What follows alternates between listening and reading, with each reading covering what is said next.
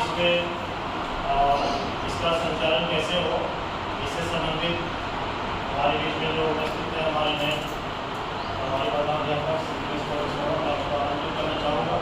वो आएंगे और 2 शब्द कहेंगे और इसी से संबंधित 50 शब्द कहेंगे, आपको प्रेरित करेंगे। इनके योगदान डालें। धन्यवाद सर। ये विद्यालय स्तर पर सरकार के द्वारा एक प्रायोजित कार्यक्रम है। उस कार्यक्रम का नाम है जल पखवाड़ा, जो प्रत्येक विद्यालय में 16 अप्रैल से लेकर 30 अप्रैल के बीच चलेगी। जिसमें निबंध है, चित्रकला है, वाद विवाद है। तो इसमें हम लोग को क्या करना है कि ये जो जल संरक्षण के बारे में आज जो प्रतियोगिता है, वाद विवाद प्रतियोगिता, तो जल संरक्षण के बारे में पक्ष में बहुत सारी बातें हैं, विपक्ष में थोड़ा सा परेशानी होती है, क्योंकि जल संरक्षित करना सारे लोग चाहते हैं और चाहते हैं कि जल संरक्षित हो। लेकिन ये वाद विवाद में ग्रुप ए और ग्रुप बी से ऐसा रहेगा कि जो बच्चे अच्छे से बोलेंगे जल संरक्षण के बारे में, उसको हमारे मुकेश सर और डॉक्टर सर जो है उनको प्रथम द्वितीय लिस्ट आउट करेंगे कि कौन प्रथम आया कौन द्वितीय है। तो मैं चाहूँगा कि रविंद्र प्रसाद जल संरक्षण के बारे में बच्चों को दे सकते। डिबेट एक्चुअली होता क्या है, किसी भी पॉइंट में तो सपोर्ट और अगेंस्ट में बात करते हैं, ठीक है। लेकिन ये एक ऐसा टॉपिक है कि सपोर्ट में तो बहुत सारे पॉइंट्स हो सकते हैं, लेकिन अगेंस्ट में बहुत कम पॉइंट्स होते हैं। हम लोग ये करते हैं कि दोनों जो ग्रुप है उसको सपोर्ट में ही बात करेंगे, ठीक है। लेकिन इस ग्रुप का लॉजिकली जितना बढ़िया पॉइंट आएगा उसके आधार पर पॉइंट मार्किंग होगा। बात समझ में आए कि नहीं है? दोनों ग्रुप को सपोर्ट में बात करना है, लेकिन अपने बातों को कितने अच्छे तरीके से आप रखते हैं उसके आधार पर वहाँ पे मार्किंग दिया जाएगा। ये चीज समझ में आ गई कि नहीं? अगेंस्ट में नहीं बात करना है, ठीक ना, सपोर्ट में बात करना है। लेकिन अपने जो भी हम पॉइंट्स रखेंगे उसको कितने तर्कपूर्ण रखेंगे, ठीक है। ये चीज क्लियर हुई है?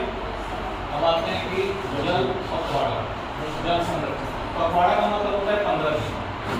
तो 16 अप्रैल से लेकर 30 अप्रैल तक बहुत सारे एक्टिविटीज हमारे स्कूल में करवाई जाएगी, है ना। तो मेरे ख्याल से पहला एक्टिविटी है ऐसे एक हो चुका है। तो इन 15 दिनों में बहुत सारी एक्टिविटीज, कल परसों 3 दिन की छुट्टी है, मंडे से और कुछ होगा, ठीक है। तो अभी हम लोग क्या करने वाले हैं, वाटर कंजर्वेशन, ठीक है। उसको अगर 2 लाइन बताते हैं, वाटर कंजर्वेशन एक्चुअली होता है।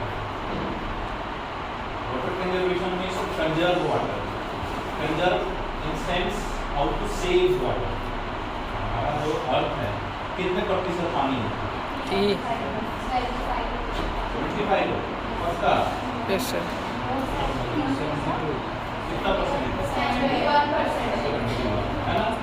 तो यही सब बातें को निकालना है।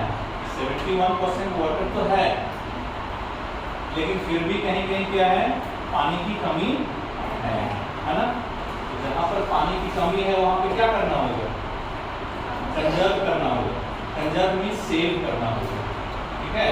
तो उसी में हम लोग अपनी बातों को रखेंगे कि किस प्रकार हम लोग पानी को सेव कर सकते हैं और किस माध्यम से कर सकते हैं। पानी की बर्बादी नहीं करना है कि नहीं। अगर फिजिकली अगर देखना है कि इम्पोर्टेंस ऑफ वाटर क्या होता है तो राजस्थान में चले जाइए, ठीक है। राजस्थान अगर चले जाएंगे वहाँ पे एक जगह थारमल है, नाम सुना होगा। सबसे बड़ा रिजल्ट फिर भी हम लोग को पानी की कमी होती है, क्योंकि 71% में पीने लायक सिर्फ 3% ही है। उसमें से 2% ग्लेशियर है और 1% पीने लायक है। आपको सपोर्ट करें इसको।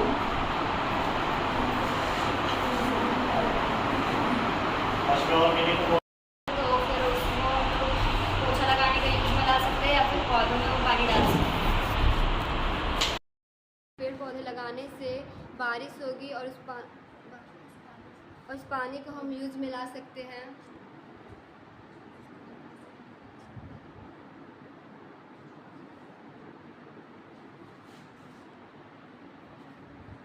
चीज़ों में यूज ला सकते हैं।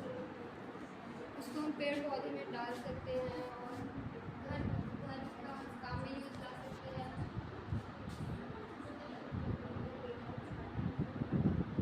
उनसे हमें फसल मिलती है और फसल से अनाज आता है, उससे हमारे पेड़ पौधे लगाने से हमें बहुत सारी सुविधाएं प्राप्त होती हैं।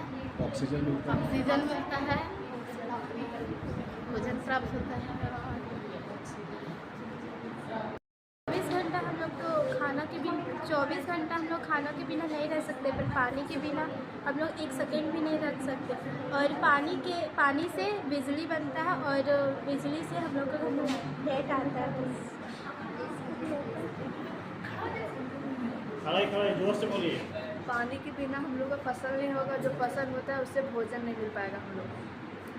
नल से पानी यूज करते हैं और उसको बंद करके उसके नीचे बाल्टी लगा देना चाहिए, क्योंकि एक एक बूंद से ही हमारा बहुत कुछ हो सकता है। और वहाँ पे जानवरों को नहीं नहलाना चाहिए, उससे पानी अशुद्ध होता है, जिससे कि हम लोग को पानी की कमी हो सकती है और वो अगर वो नदी गंदा रहेगा तो उससे बीमारी भी होती है।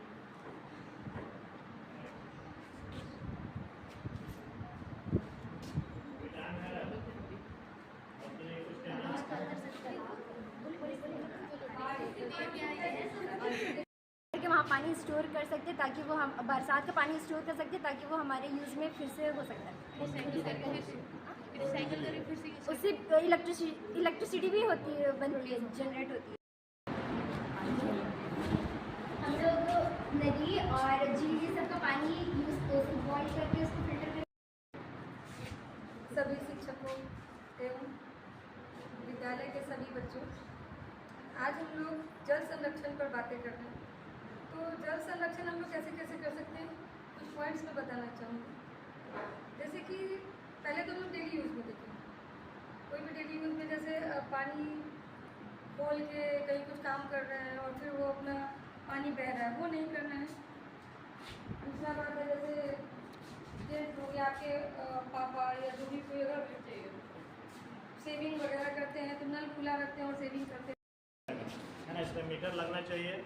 और जो भी खारा पानी है, खारा पानी का जो है कि हम लोग ट्रीटमेंट वाटर ट्रीटमेंट करके उसका इस्तेमाल हम अपने डे टू डे लाइफ में कर सकते हैं, ठीक ना। ये सब कुछ बातें हैं। और एक बात और मैं बताना चाहूँगा, जैसे वाटर टैंक जो लगभग घरों में लगा हुआ है ना, तो अभी जो वाटर अलार्म भी आता है ना, लगभग 300 के आसपास में आता है। अगर उसको लगवा लिया जाए तो जो पानी भरने के बाद जो ओवरफ्लो होता है, ठीक है, तो उससे बचा जा सकता है। इसलिए इसको लगवाना चाहिए और इस पर जोर शोर से हम लोगों को अपने घरों से ही शुरुआत करना चाहिए। हम यहाँ जितने भी बच्चे हैं, ये एक सरकार का जो अभियान है उसी के तहत अभी हम लोग जो वाटर कंजर्वेशन पे बातें कर रहे हैं, ताकि इसमें सभी लोग अपने आसपास के लोगों को जागरूक करें। और ये चीज़ आप आज शपथ ले लें, आप लोगों ने शपथ ऑलरेडी लिया होगा, है ना, फिर से आप ले लें कि हमें अपने घर से इसका शुरुआत करना है, कम से कम वाटर का इस्तेमाल करना है, ठीक ना, और वाटर का रीयूज़ करना है, ठीक है। जिस पानी को हम जो ऐसे ही फेंक देते हैं, उस पानी का अगर दूसरी चीज़ों में इस्तेमाल कर सकते हैं तो उसको इस्तेमाल करना चाहिए, ठीक है। और पानी जो आप देखते होंगे जो कृषि कार्यों में बहुत ज़्यादा बर्बाद भी होता है, ठीक है, तो उसमें जो ड्रिप सिस्टम जो चला हुआ है उसके आधार पर भी अगर पानी का हम लोग इस्तेमाल करें तो पानी बहुत हद तक बचाया जा सकता है। मैं भी ज़्यादा समय नहीं लूँगा। इस संदर्भ के तहत जो आज लोगों ने बात पर जो चर्चा किया है, आप लोग का सभी का इसमें भागीदारी बहुत अच्छा रहा है।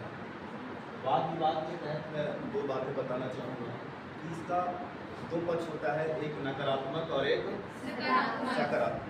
आपको एक फेवर में और एक अगेंस्ट में कहना। मोस्टली सभी लोग यहाँ पर फेवर में बोले और बहुत अच्छा भी बोले। मुझे कुछ बातें इसमें याद आ रही हैं नकारात्मक पक्ष की हो, इसका अगेंस्ट क्या क्या हो सकता है। अब जस्ट मैं रिकॉल कर रहा हूँ, अगर अत्यधिक वर्षा हो जाए तो अत्यधिक जल संचय होगा, और अत्यधिक जल संचय हो गया, उम्मीद से ज़्यादा, जरूरत नहीं है फिर भी उससे अधिक, तो क्या आ जाता है वहाँ पे बाढ़ आ जाता है।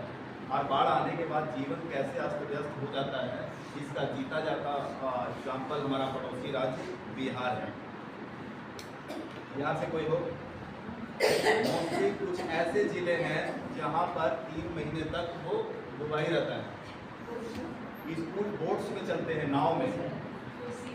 दूसरा पॉइंट आ रहा है कि अगर सारी जिम्मेवारियां जल संरक्षण की हमारी हैं, तो सरकार की जो तमाम योजनाएं चल रही हैं जल संरक्षण के लिए, इतने डैम्स बने हुए हैं, इतने परियोजनाएं बने हुए हैं, हजारों अरबों करोड़ उसमें खर्च हो रहे हैं, वो फिर तो बेकार है हमारे लिए। फिर तीसरा एक पॉइंट याद आ रहा था कि जल का संचय होना और जल उपलब्ध हो जाना ही काफ़ी नहीं है, जल की शुद्धता काफ़ी है कि जो जल हम पी रहे हैं, उपयोग में ला रहे हैं, उसमें शुद्धता। ये 3 प्रश्न जो है वो बहुत जरूरी है। यहाँ पर ग्रुप ए का जो परफॉर्मेंस है, जिसमें आंचल, पूजा, जागृति, इनका परफॉर्मेंस एक वक्ता के रूप में बहुत अच्छा रहा और इनको कुल 15 पॉइंट प्राप्त हुए। जोरदार ताली।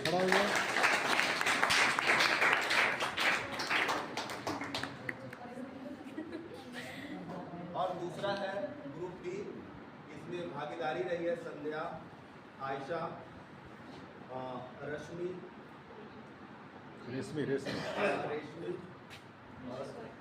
आपका क्या नाम था? ऋषिका। इन्होंने अपने टीम को जिताने में महत्वपूर्ण भूमिका निभाई है और इनका कुल स्कोर हुआ है 28। भागीदारी सभी की अच्छी रही है। बैठ जाओ।